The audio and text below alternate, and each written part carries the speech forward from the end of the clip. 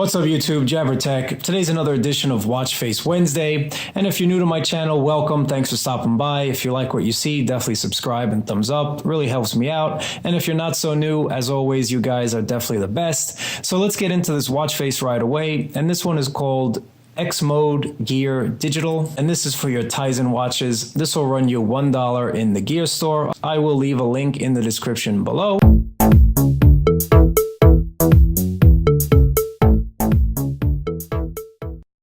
Right off the bat, it's definitely a digital watch face. Kind of reminds me of Kit in the old Knight Rider series. You can change the colors and you have 12 different color combinations. All you have to do to cycle through the colors, and we'll do it right now, is double tap on the center of the screen.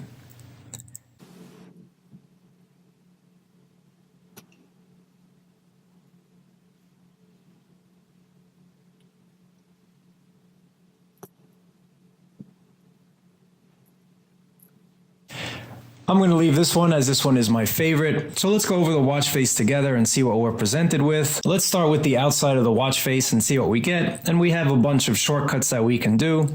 So you have a shortcut to your contacts right here. You have a shortcut to your messages, your heart rate, the weather, S-Health, settings, and then calendar. You have your distance presented in both miles and kilometers. You have all your days of the week presented in a nice format. Definitely contours nicely to the actual watch face.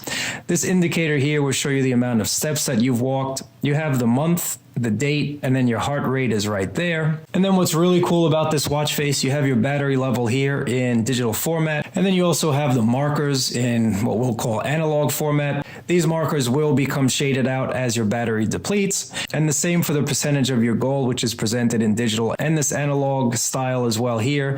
So as you get closer to your 100% mark for your goal, these will fill up. Then you also have your moon phase listed here. There's your digital time with your seconds. You also have your steps as well as your calories presented there as well.